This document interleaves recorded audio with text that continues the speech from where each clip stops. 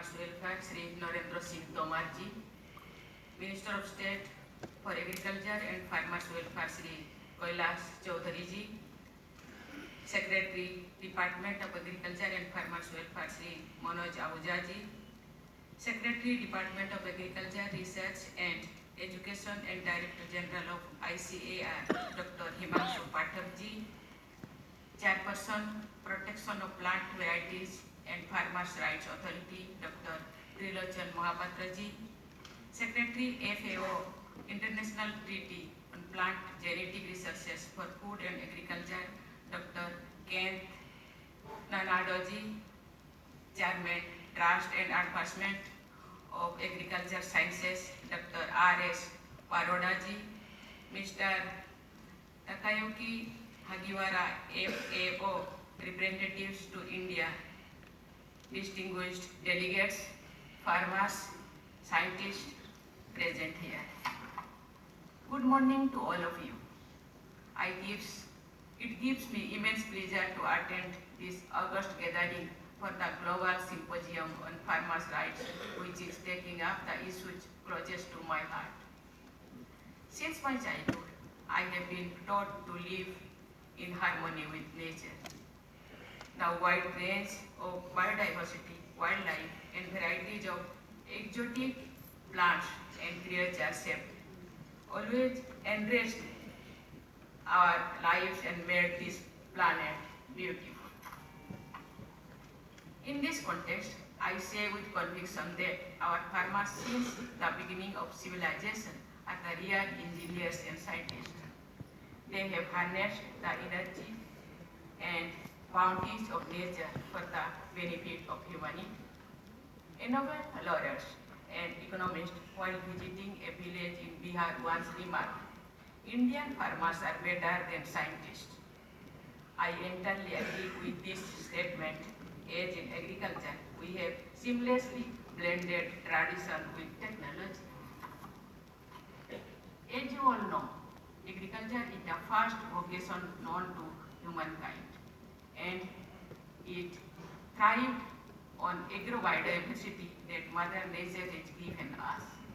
The farming fraternity of the world is its foremost conserver. You are the true guardians of crop diversity. Though I know that we have lost many plants and species, we all must appreciate your endeavor to protect and revive many varieties of plants and species whose existence is crucial to all of us.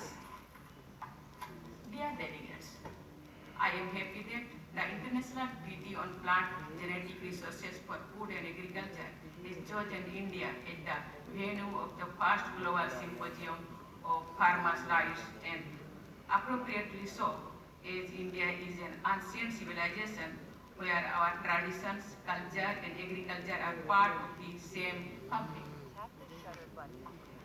This is the land which has internationalized since ages the concept of Vasudhaiva Kutumbakam, meaning that the entire world is one family. I welcome all of you to this sacred land which has abiding faith in well-being of every culture of the nation. Our ancient scriptures guide us with widely benevolent teachings of Sarve Bhavantu Sukhino, Sarve Santu Niramaya, Sarve Bhadrani Pasyantu, Ma Kasit Dukho Bhagya Bhavya. It means, may all be prosperous and happy, may all be free from illness, may all see what is spiritually uplifting, and may no one suffer. According to the International Union for Conservation of Nature,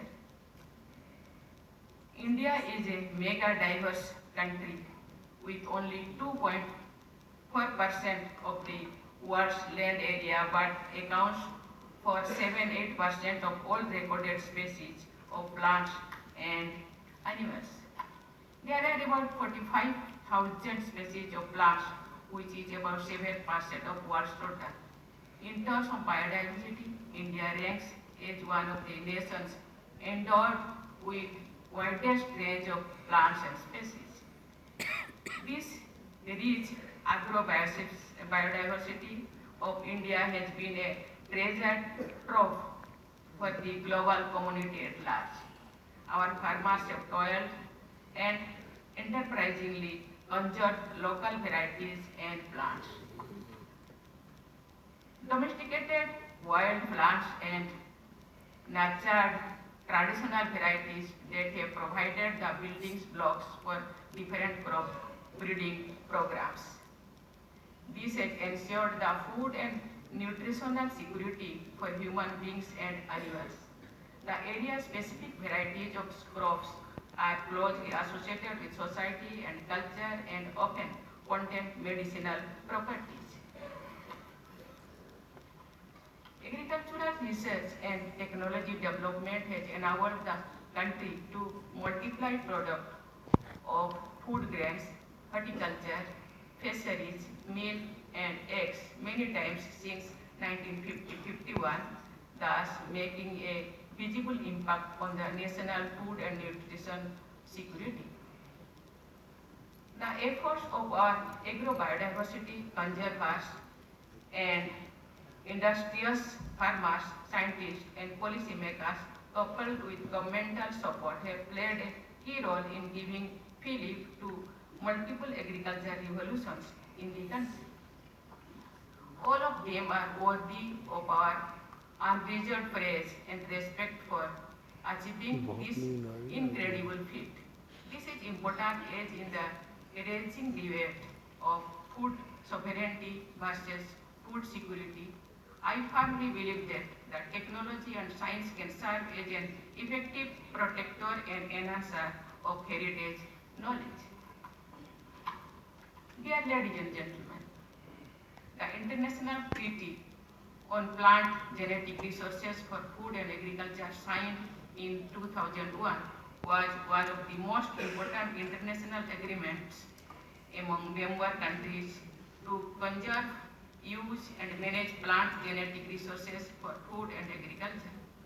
For the first time, it talked about guaranteeing food security through conservation, exchange and sustainable use of the world's plant genetic resources for food and agriculture. India had taken a lead in introducing the Protection of Plant Varieties and Farmers' Rights Act 2001, which is aligned to the International Treaty on Plant Genetic Resources for Food and Agriculture to protect our farmers. My country provides a range of rights to farmers including use, reuse, save, share and sell the unbranded seeds with a registered variety.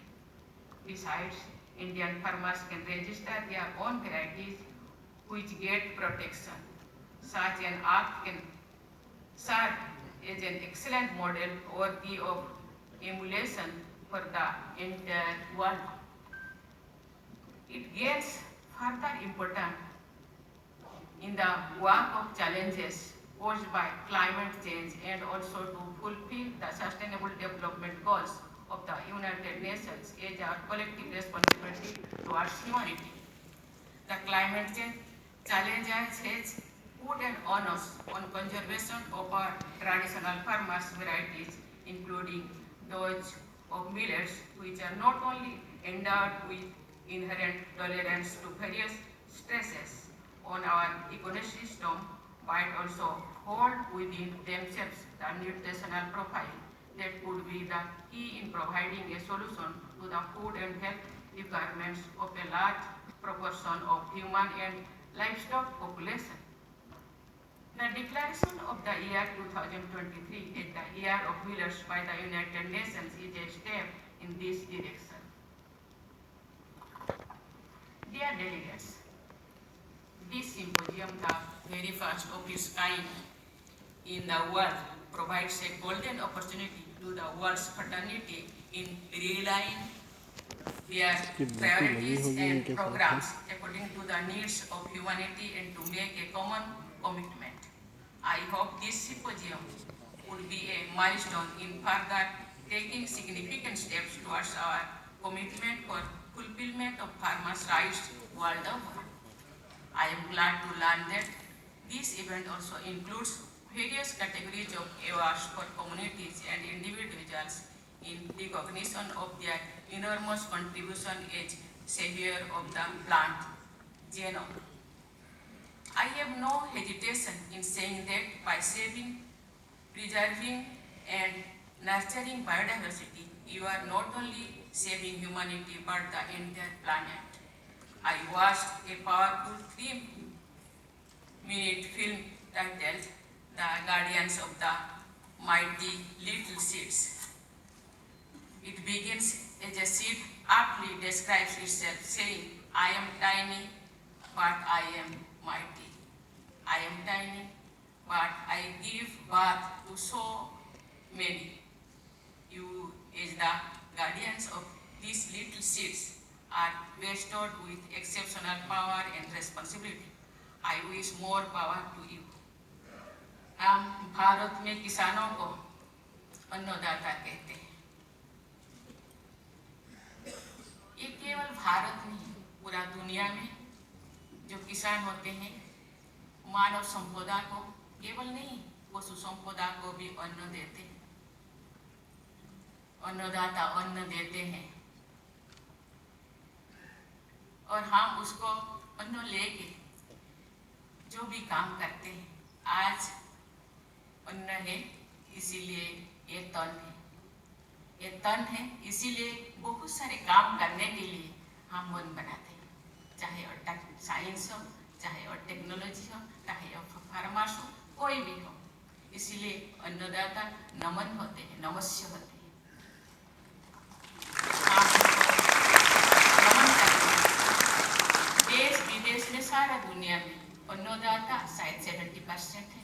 उनके अधिकारों को रक्षा करना, सुरक्षा करना और उनके भविष्य को के लिए चिंता करना हम सबका काम है। आज इसी विषय पे सिम्पोजियम हो रहा है। मुझे लगता है उनके भविष्य जो उज्जवल होगा, देश विदेश या दुनिया उज्जवल होगा, दुनिया की प्रॉस्पेरिटी होगा।